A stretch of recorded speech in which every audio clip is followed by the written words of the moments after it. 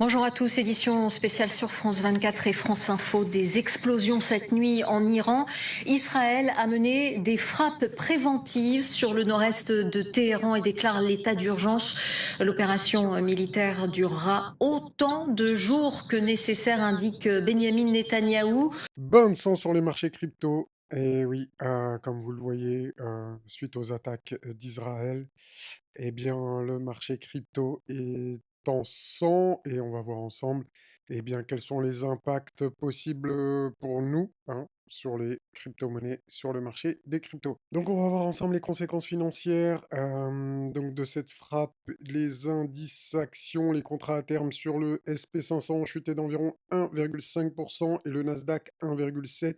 Immédiatement après l'annonce de la frappe, en Asie, le Nikkei reculait d'environ 1,40%.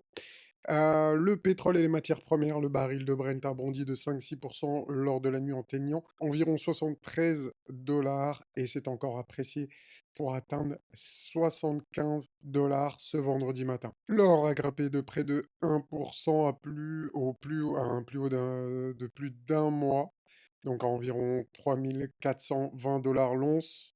L'indice VIX de la peur est resté modéré à 18 environ, mais on observe une détente des liquidités. Réaction des crypto-monnaies, cours majeur, les crypto-actifs ont lourdement souffert lors de la nouvelle. Le Bitcoin est passé d'environ 108 000, 110 000 en début de semaine à environ 104 000 dollars, perte de 4-5%, et l'Ethereum, perte d'environ 9 à 10%. De nombreux altcoins ont chuté en proportion. Par exemple, Solana à environ 143 dollars, moins 11%. En clair, la dominance du Bitcoin a augmenté un peu, reflétant la fuite relative vers le moins risqué. Donc cette tendance s'est amorcée dès jeudi soir. Perspective à court terme, l'incertitude persiste tant que la situation géopolitique reste instable. Les cryptos pourraient poursuivre leur volatilité. Techniquement, la rupture sous la moyenne mobile de 50 jours, qui est environ à 103 000, et nous sommes actuellement à 103 268. Donc, restez bien jusqu'au bout, hein. On va faire l'analyse technique ensuite, bien évidemment.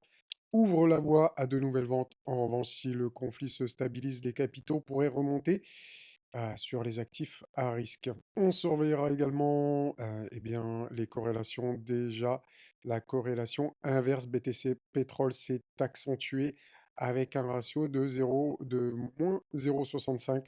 En résumé, la réaction du crypto-marché a été un mouvement baissier marqué et un repli vers les stablecoins reflétant un comportement risk-off classique en période de crise géopolitique. Les enjeux géopolitiques et post-frappe, une réponse iranienne et escalade. Téhéran a immédiatement condamné l'attaque et a promis des représailles. Les analystes révèlent que l'Iran dispose de nombreuses options de riposte indirecte via des proxys régionaux. Cela inclut les milices chiites en Irak qui possèdent désormais des drones et missiles balistiques fournis par l'Iran, et le Hezbollah au Liban, ainsi que des rebelles Houthis au Yémen armés de missiles balistiques, de drones de croisière, etc.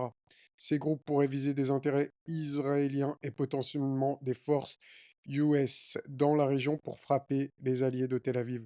Par ailleurs, Téhéran pourrait lancer à son tour des missiles ou drones sur Israël, comme elle l'avait fait massivement en 2024. Enfin, l'Iran dispose aussi de capacités navales asymétriques. Ses navires et sous-marins ou l'armée yéménite Houthi sous sa houlette pourraient perturber le trafic maritime, attentats contre des pétroliers en mer Rouge ou dans le golfe arabo-persique. Donc, les gars, ça peut être que le début de quelque chose qui dure un peu plus longtemps et en tout cas qui peut mettre un gros frein à l'économie, bloquer tout le Golfe, arrêter le trafic maritime. Donc en tout cas, franchement, c'est quand même assez chaud ce qui se passe actuellement. Ce maillage de riposte potentiel rend l'escalade réelle. Certains observateurs estiment qu'un conflit plus large avec ouverture de nouveaux fronts est envisageable. Par exemple, une analyse évoquait une probabilité d'environ 30% d'une escalade régionale impliquant le Hezbollah ou d'autres acteurs armés, les scénarios plus probables restant un conflit localisé contenu dans la durée. S'il y a escalade, l'impact sur les marchés serait important. Pétrole à la hausse, peut-être 85, 100 dollars le baril, et une aversion au risque accru entraînant un repli sur bonds et or. Le rôle des États-Unis et les réactions diplomatiques, Washington s'est efforcé de freiner la crise. Les autorités US ont souligné qu'elles n'ont pas participé militairement à l'opération israélienne. Néanmoins, les États-Unis surveillent la situation et se disent prêts à défendre leurs troupes et alliés si l'Iran riposte.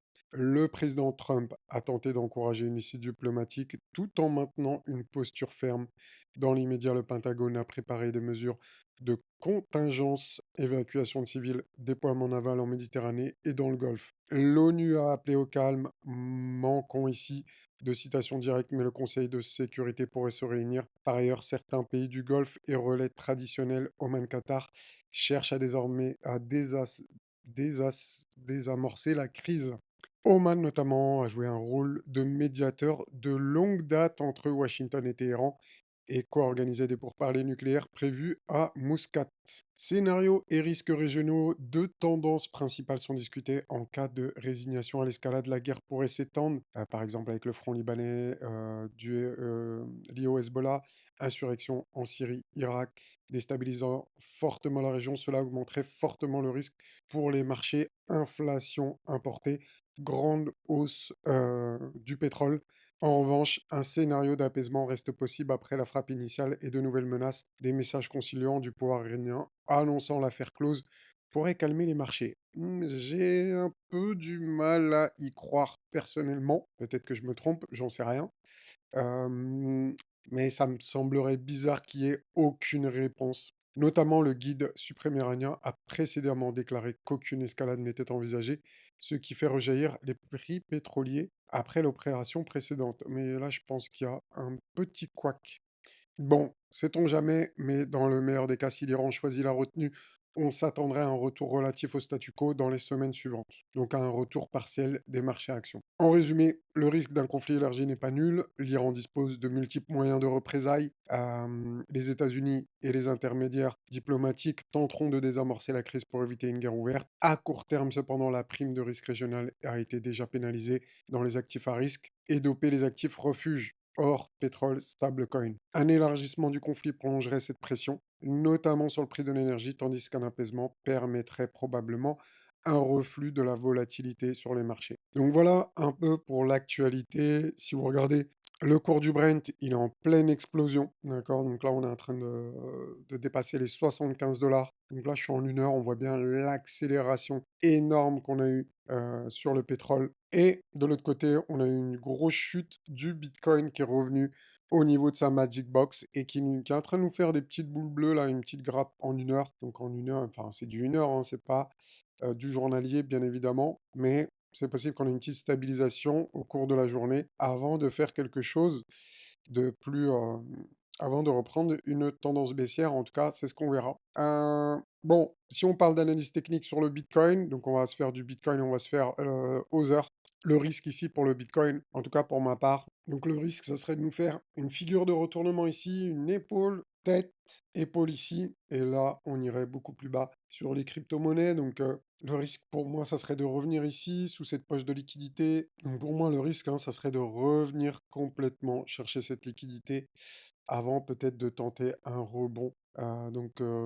Voilà pour moi le risque sur le Bitcoin. Donc pour l'instant, c'est pas encore fait. On voit qu'ici, il n'y a pas eu de rupture de la ligne de coût de cette potentielle figure qui pour l'instant est juste potentielle. Et on voit au niveau des indicateurs qu'on a rebondi sur la moyenne mobile 50 environ et surtout la Magic Box mensuelle de ce mois de juin.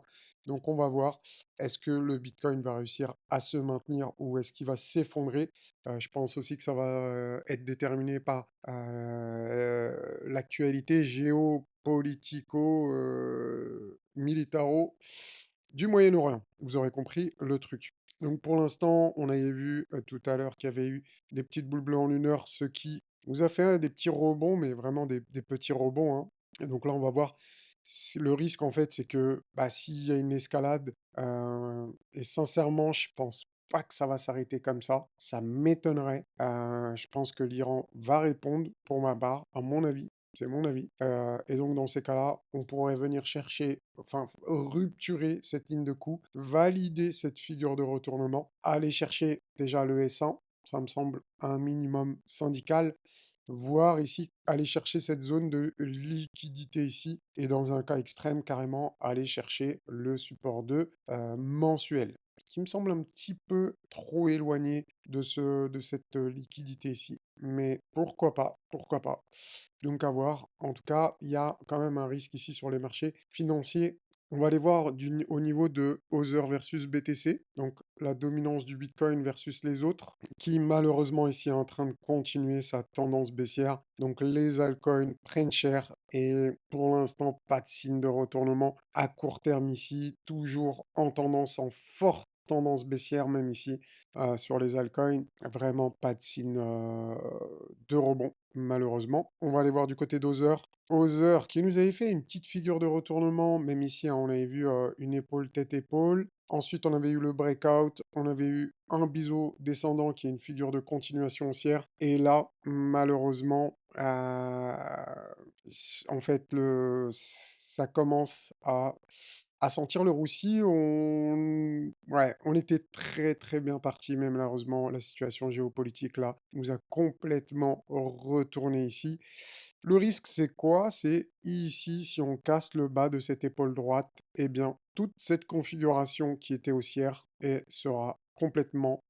Donc voilà le risque. Donc si ça continue de baisser, on risque d'avoir de la panique. Donc si on a une rupture de ce niveau ici là, eh bien, ça va continuer à la baisse et aller chercher sûrement les bottoms ici. Donc revenir au point de départ, au plus bas de 2025. Donc le plus bas, c'était le 7 avril. Et le risque, ce serait de revenir, eh bien, chercher ces niveaux-là. Donc les alts prendraient très très cher.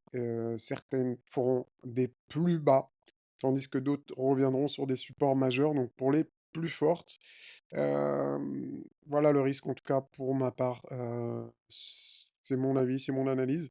Donc on verra bien, mais si ça casse ce niveau ici, je pense que la baisse ne sera pas terminée. Donc voilà, espérons le meilleur, mais préparons-nous également au pire. Vous connaissez ma devise, Solana qui est à 142 $. C'est, en fait, le risque, si vous voulez, ça serait que, par exemple, Solana revienne aux 100 $, d'accord? Donc à ces niveaux planchers ici, continue sa tendance baissière ici et revienne sur les plus bas annuels, hein. Je vous mets Solana pour exemple, mais sur Ether, il y a un niveau, il y a plusieurs niveaux qui seraient intéressants, notamment aux alentours des 2000 $, je pense. Ici, il y a une prise de liquidité à faire, mais il me semble que ça serait pas assez. Peut-être revenir ici sur ces niveaux des 2000-2100 pour essayer de trouver un bottom si l'actualité ensuite géopolitico, militaro, machin, truco, se calme et peut-être même nous faire ensuite une belle figure haussière ici, comme une séance ou quelque chose qui ressemble en tout cas. Un petit tour par exemple sur le fait également, on regarde un petit peu tout ça, même ici on voit une sorte d'épaule, double tête, épaule, configuration qui est plutôt baissière et qui pourrait accélérer, aller rechercher au niveau des plus bas, peut-être poser ensuite un bottom quelque part, mais malheureusement, ça sent un peu le roussi sur le marché des cryptos. Donc on verra ce que ça va donner. Mais voilà, je voulais vous tenir au courant de l'actualité et des risques potentiels qu'on a ici. Donc on verra aujourd'hui ce que ça va donner. Peut-être qu'on aura de belles surprises. Et sincèrement, personnellement, moi, Mamos, qui suis pas Monsieur Irma, eh bien, je pense pas que ça va s'arrêter là. Je pense qu'on est parti pour un petit conflit qui pourrait durer 1 à 2 semaines. Et pendant ce temps-là, le marché crypto, surtout ce week-end.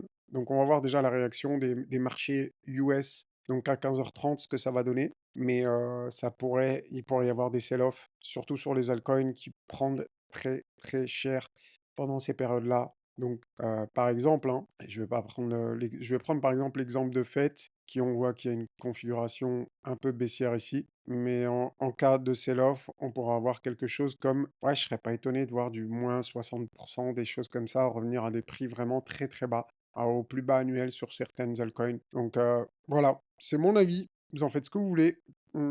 Après, vous connaissez le proverbe, chacun pour soi et Dieu pour tous, comme on dit. Donc chacun est responsable de ses choix et de ses actes. Voilà, c'est mon avis. Moi, en tout cas, si vous avez kiffé cette vidéo, n'hésitez pas à liker, à mettre un commentaire, à dire ce que vous pensez de tout ça. Est-ce que, je sais pas, c'est de la manipulation, j'en sais rien. Bon, bref, donnez-moi juste votre avis, hein. Et on se retrouve bientôt. Ciao la famax.